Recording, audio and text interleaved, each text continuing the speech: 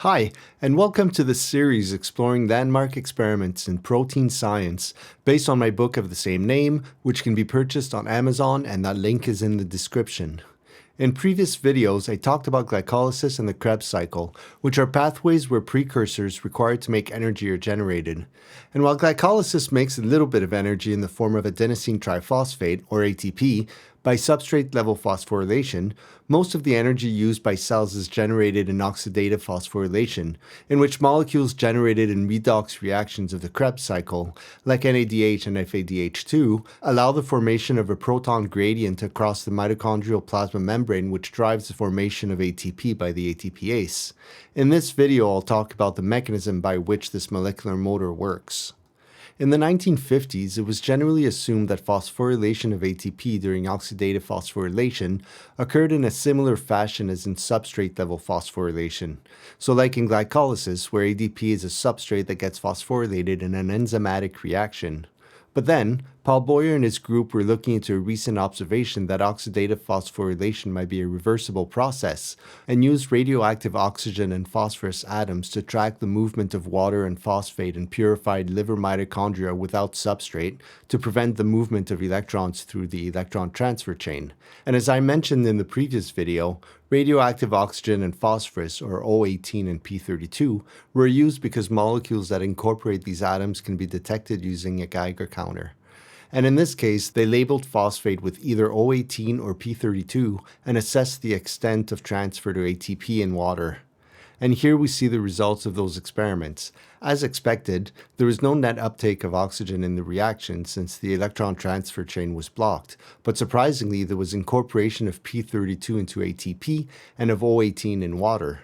In addition, analysis of the rate of exchange in these reactions indicated that between 15 and 20 oxygens were exchanged for every phosphate exchange with ATP, making it highly unlikely that the exchanges occurred as a result of a simple reversal of a reaction where phosphate and ADP make ATP in water, since in that case a ratio of 1:1 would be expected.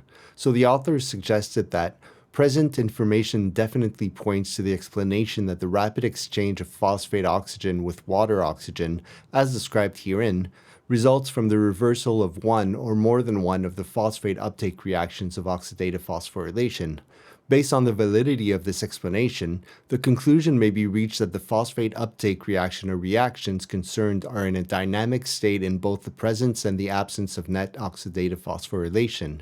If these exchanges are independent of oxidation and reduction reactions, then the overall process of ATP formation can reasonably be divided into at least two parts, an oxidation-reduction part and a phosphorylation part that involves loss of phosphate oxygen atoms to water. Such a distinct separation of both phosphorylation and oxygen loss from oxidation and reduction would have considerable mechanistic implication.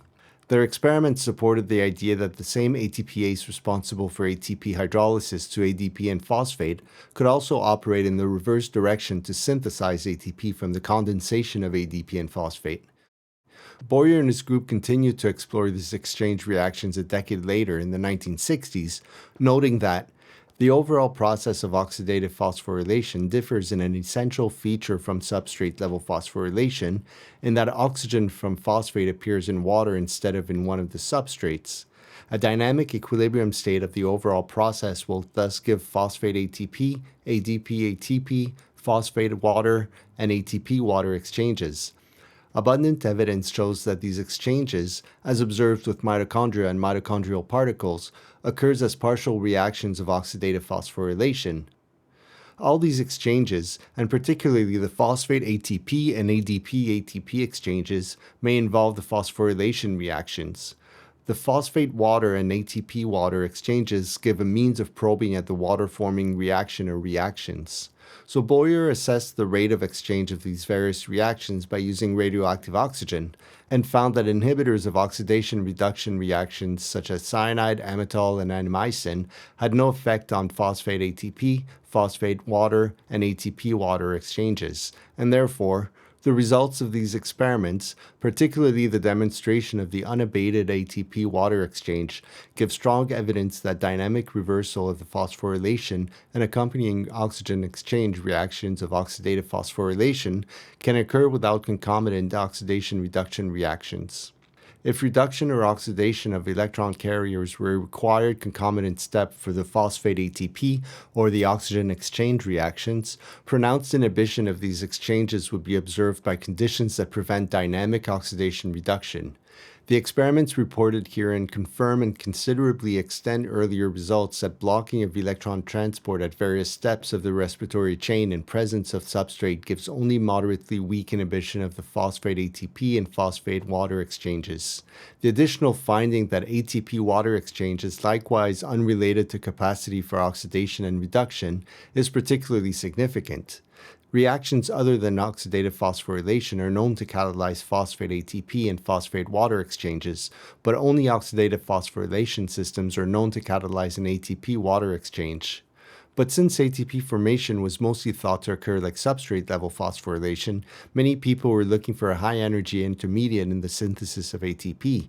However, the authors suggested that absence of any phosphorylated intermediates would mean that the first covalent bond formed by either adenosine diphosphate or inorganic orthophosphate in oxidative phosphorylation is that in ATP. Lack of a phosphorylated intermediate would also mean that the phosphate water and ATP water exchanges, as well as the phosphate ATP exchange, might occur only as a consequence of the dynamic reversal of ATP formation and thus show a dependence on ADP. So they tested this once again, assessing exchanges under various conditions, and here the x-axis is the amount of ATP added, whereas the y-axis is the amount of oxygen or phosphate exchanged. And if we look at the white bars, we see that adding more and more ATP in the absence of ADP increases the phosphate water exchange, but pretty much completely inhibited the phosphate ATP and ATP water exchanges. And here, ADP was kept at a low concentration by adding pyruvate and pyruvate kinase to favor the formation of ATP. With the black bars, they were testing the requirements of magnesium, but found that it played no part in the phosphate water exchange, since these effects were observed at both concentrations. They also noted that the same effect occurred when they inhibited oxidative phosphorylation using DNP, which we can see here by the fact that increasing DNP concentrations only inhibits the phosphate ATP and the ATP water exchanges, but not the phosphate water exchange. These results indicated to them that the ATP water and phosphate ATP exchanges behave similarly but in a manner different from the phosphate water exchange. And finally, the authors tested the effects of increasing the amount of phosphate on exchange reactions and found that it significantly increased phosphate water exchanges. So the authors concluded that the continuation of an appreciable phosphate water exchange when the ADP level is markedly reduced by pyruvate kinase action has the important implication that this exchange may not require dynamic reversal of ATP formation from ADP and phosphate. In contrast, the marked inhibition of the phosphate ATP and ATP water exchanges by ADP removal implies that these exchanges occur principally or solely as a result of dynamic reversal of ATP formation from ADP and phosphate. The occurrence of the phosphate ATP exchange as an accompaniment of the ATP water exchange favors this interpretation. An alternate possibility, namely, that the requirement of ADP for the ATP water exchange could reflect some type of protein conformation change accompanying ADP binding, cannot be eliminated by present data.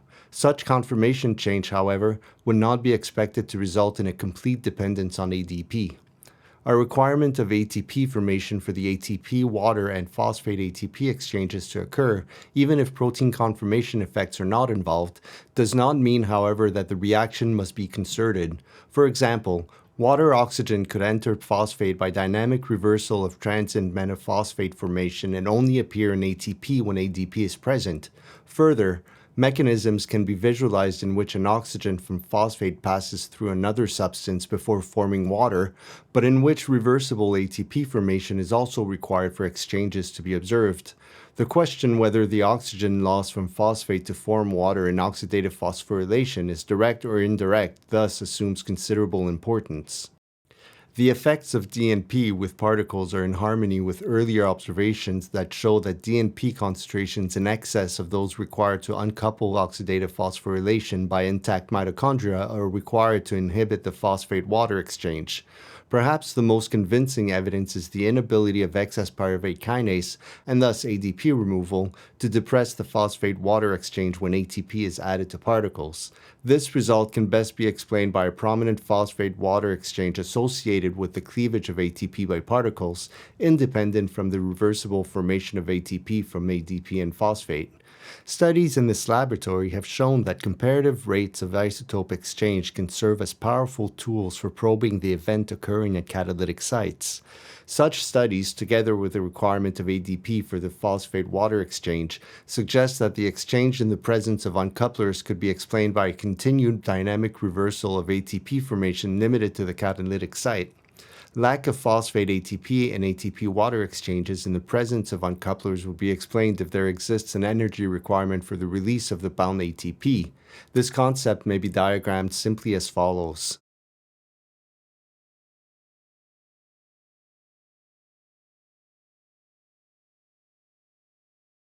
Steps occurring at the catalytic site are depicted within the rectangle. Rapid interchange of water with the site in step 4 seems logical and has some support from the demonstration that the O18 from labeled phosphate readily appears in water of the medium. Dynamic reversal of steps 1 and 3 in the presence of uncouplers would thus suffice for the phosphate-water exchange.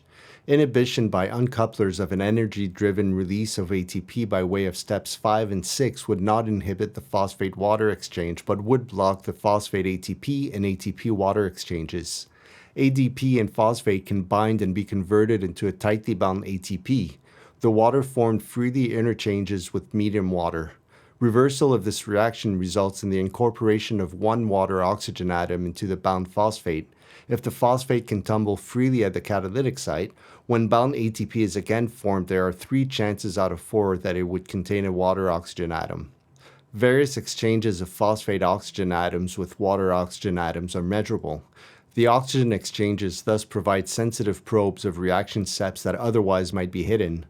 Szabolcsi's group thought that if their proposed mechanism was right, submitochondrial particles under oxidative phosphorylation conditions, but in the presence of uncouplers, should have a small amount of bound ATP present that rapidly equilibrates with phosphate but not with ATP of the medium. They showed that this was the case with this experiment. They treated mitochondrial particles with phosphate 32 in the presence of D and P to stop oxidative phosphorylation, so exchange between phosphate and ATP could only happen as a result of step 3 and not of step 5, where ATP is synthesized. And as usual, they assessed the amount of rapidly labeled bound ATP. And here we can see that phosphate 32 ATP quickly accumulated and reached a steady state level in the presence of DNP, but this was completely inhibited by oligomycin, which had been shown to block all 3 exchanges: the phosphate water, the phosphate ATP, and the ATP water exchanges. This confirmed that the appearance of phosphate 32 ATP was as a result of a reversible exchange with water. And since no energy was included in any of these studies, the results indicated that a prominent function of energy in oxidative phosphorylation is to cause release of preformed ATP. The simplest, and on the basis of present information, the most likely way to bring about release of preformed ATP from a tight, non-covalent binding site is by protein conformation change. A conformationally interlinked matrix of proteins within the membrane provides an attractive hypothesis for capture, transmission, and use of energy in oxidative and photosynthetic phosphorylation, active transport, and energy link reduction. Further support for this came in 1977, when Boer's group updated their proposed mechanism and further defined the various exchanges. In this figure, reactants at the catalytic phosphorylation site in the membrane are depicted in the rectangle. Because the oxygen exchanges are more rapid than other exchanges and because no localization of water has been detected, either no specific binding site for water exists or the water binding and dissociation is more rapid than other steps involved. The total oxygen exchange reactions observed with substrates such as phosphate and ATP can usefully be separated into 2 components, the medium and the intermediate exchanges. Medium exchange occurs when a reactant binds to a catalytic site, undergoes exchange, and is released as the same reactant. Intermediate exchanges occur when a reactant binds, undergoes exchanges and conversion to a product, and the product containing atoms incorporated by exchange is released. Intermediate exchange is defined as an exchange of the product released. For example, if ATP that binds and is subsequently released as ATP contains water oxygens, a medium ATP-water exchange has occurred. If ATP binds and the phosphate formed from ATP and released to the medium contains more than one oxygen required for ATP cleavage, an intermediate phosphate-water exchange has occurred. Such definitions of exchange are independent of the mechanism of exchange. In accord with this figure and diagram, oxygen exchanges of ATP and phosphate and the phosphate ATP and ADP ATP exchanges require reaction steps as summarized in this table. This table illustrates well the power of the exchange measurements, as they require different steps of the overall reaction sequence and may thus reveal changes in those steps non-measurable by other approaches. Modifiers of the different steps of the reaction sequence given in the diagram may have different effects on the rates of exchange reactions. This offers the possibility of demonstrating the steps affected by energy in ATP formation by measuring the effect of uncouplers on the exchange reactions, in which case uncouplers are used to change the energy level of the submitochondrial particles. And here I'm not going to go through all the iterations in this table, but you can pause the video now if you want a closer look at it. But I will summarize the different types of exchanges. The intermediate phosphate-water exchange is measured by determination of O18 and phosphate following the hydrolysis of O18 ATP by ATPase. Intermediate ATP-water exchanges are measured by determination of O18 and ATP synthesized by ATPase from O18 phosphate and ADP. Medium phosphate water exchanges are measured by determination of the loss of O18 from O18 phosphate when phosphate binds to ATPase, undergoes exchange, and returns to the reaction medium. Medium ATP water exchanges are measured by determination of the loss of O18 from O18 ATP when ATP binds, undergoes exchange, and returns to the reaction medium. Overall, the authors felt that their findings prompted further investigation of the effects of uncouplers on the exchange reactions. The basis of our approach is that uncouplers collapse an energized state of the mitochondria, probably the transmembrane electrochemical potential or pH gradient, that can serve to drive both oxidative phosphorylation and the exchange reactions. And here we can see the results of one of those experiments, where they assessed exchanges in the presence of various concentrations of an uncoupler, in this case S13, and found, as expected, that total phosphate-water exchanges were barely affected by the uncoupler. But interestingly, medium phosphate-water exchange was sensitive to uncouplers, which means that intermediate phosphate-water exchange must be insensitive to the uncoupler. Such continued exchange can readily be explained if the reversible formation of bound ATP from bound ADP and phosphate continues in presence of relatively high uncoupler concentrations. And the authors concluded that the continuation of the intermediate phosphate-water exchange and the ATPase in the presence of uncouplers means that phosphate bound to the catalytic site is still undergoing oxygen exchange and is still capable of being rapidly released to the medium. What is lost in the presence of uncoupler is the ability for medium phosphate to be bound in the manner necessary for participation in the exchange reaction. An important conclusion from our present data about the exchange of phosphate oxygens with water is that the presence of magnesium, ADP, and phosphate alone with submitochondrial particles, but without oxidizable substrates, does not allow for medium phosphate water exchange to occur. The continuation of a prominent intermediate exchange in the presence of the uncoupler S13 at a tenfold higher concentration than necessary to stop net oxidative phosphorylation indicates a remarkable insensitivity of the covalent bond forming and breaking step to uncouplers. In another paper published back-to-back with this one, Boyer and his group wanted to assess if the observed inhibition of phosphate-water exchanges in the absence of ADP was really just medium phosphate-water exchange, like it was with S13. So the authors assessed exchanges in the presence of arsenate, a poison shown to block phosphorylation, and found that it inhibited both medium and total phosphate-water exchanges, and therefore also intermediate phosphate-water exchanges, although they did observe some residual ATP water and phosphate water activity. So the authors suggested that the residual phosphate-water exchange left in the presence of 40 millimolar arsenate can easily be accounted for by the intermediate phosphate-water exchange. The component of the ATP-water exchange left in the presence of high arsenate concentrations can result from ATP binding, hydrolysis at the catalytic site without phosphate release, reformation of bound ATP, and then ATP release. Such exchange corresponds to medium ATP-water exchange. Next, the authors tried to determine the order of binding and release of ADP and phosphate to ATPase by measuring the rate of exchanges at different substrate concentrations, so ATP, ADP, and phosphate, proposing that a compulsory order in which ADP leaves the catalytic site before phosphate or phosphate binds before ADP should result in an inhibition of the rate of ATP-phosphate exchange when ATP and ADP concentrations are increased at a constant ATP-ADP ratio.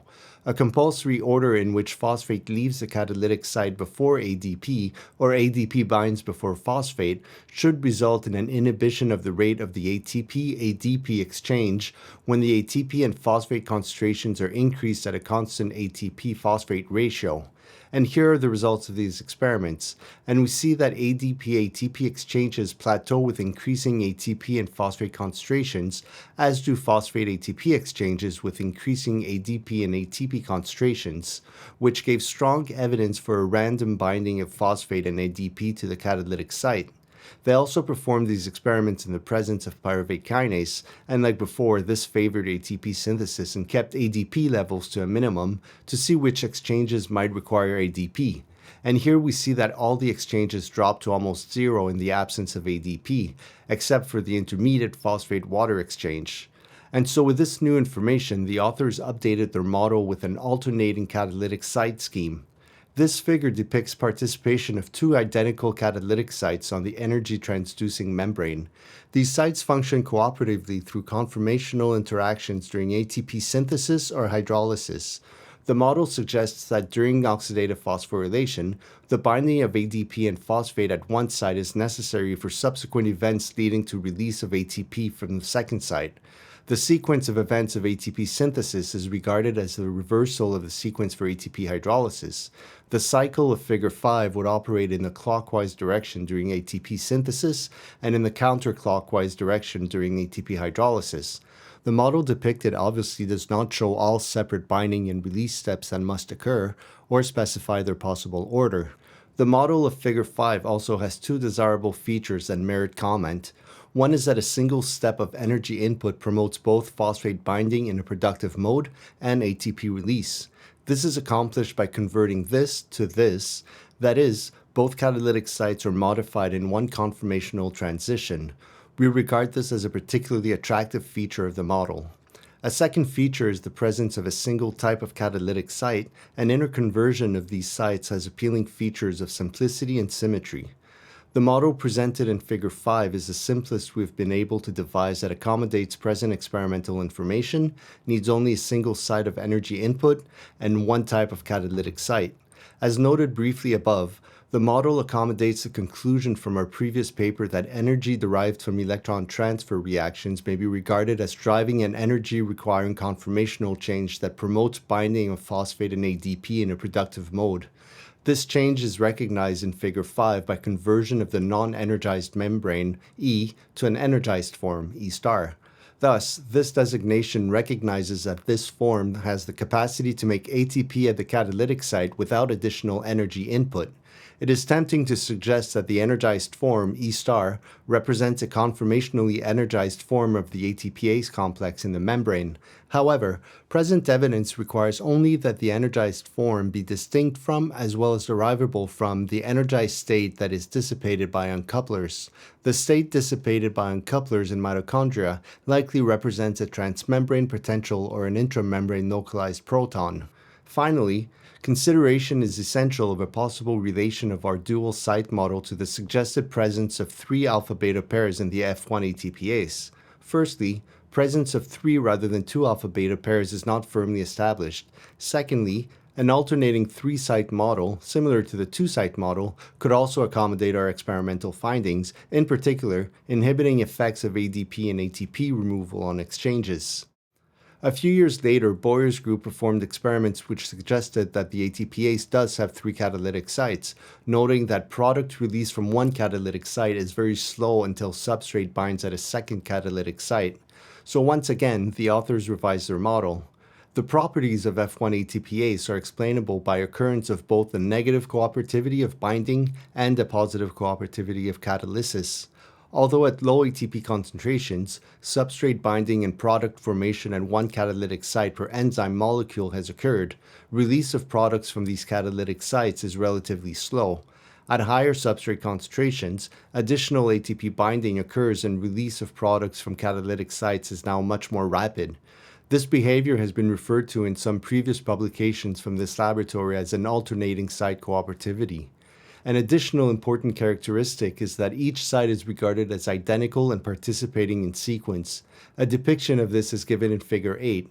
Each catalytic site in turn goes through three major stages: ATP binding and interconversion of tightly bound ATP to tightly bound ADP and phosphate, and a release of ADP and phosphate.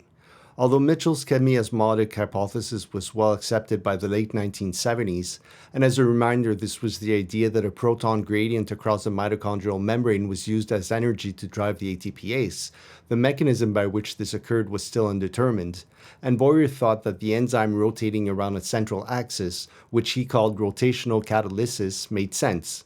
To me, there seemed only one way that all catalytic sites could proceed sequentially and identically, with modulation by one or more single copy minor subunits. This was by rotational catalysis, in which large catalytic subunits moved rotationally around the smaller asymmetric core. The internal core was likened to a camshaft that modulated the conformation of the beta subunits. The structure of ATPase was elucidated in the 1990s when imaging techniques were far enough developed, and this allowed scientists to fully understand how the complex works. ATPase is composed of many different protein subunits, with a membrane-bound central rotating motor, the FO subunit, and an extracellular catalytic domain, the F1 subunit, which, if you watched the last video on oxidative phosphorylation, was Raker's coupling factor. As proposed by Boyer, the ATPase has three catalytic sites that are formed by three pairs of alpha and beta domains. In this diagram, one of the A subunits was removed for clarity, and a central stalk connects them to the FO subunit. Each catalytic subunit is forced to adopt a different conformation, and as a result, different binding affinities for phosphate, ADP, and ATP through an asymmetry in the central stalk of the F1 subunit. The FO subunit is also made up of many proteins, but crucially, the C subunits form the motor of the ATPase. There's also a peripheral stalk that connects the F1 subunit to a stationary subunit of the FO subunit, which is suggested to hold the F1 subunit in place and prevent it from spinning. And as mentioned in the last video, a proton gradient across the mitochondrial membrane powers the rotation of the FO subunit. A proton enters the complex through a channel in the A subunit and binds the C subunit that is directly facing it. This neutralizes the charge of the C subunit, which causes the complex to rotate so that the neutral charge moves towards the hydrophobic plasma membrane, where it can be buried. This rotation lines up another C subunit with another proton channel, which causes the release of its proton. Two of these protons combine with reactive oxygen species and electrons that exit the ETC to produce water. And here's an animation of the ATPase in action.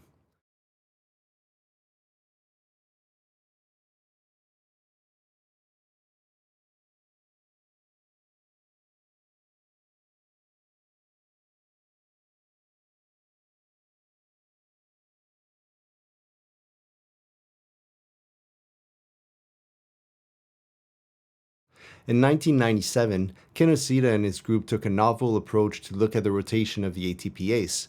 They attached a fluorescently labeled protein to the rotating shaft of the complex and immobilized the ATPase on a microscope slide by the catalytic domain. They then added ATP and used microscopy to image the rotation of the fluorescent protein as the shaft of the ATPase rotated. And going left to right, you'll notice that the fluorescent line rotates in the counterclockwise direction.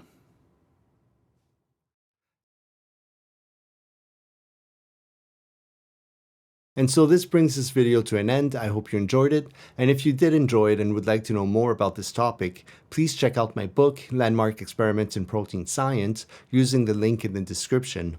And if you have any questions, please leave them in the comments and I'll do my best to answer them. And I hope you'll join me for the next video, which is the first of 2 videos on protein synthesis.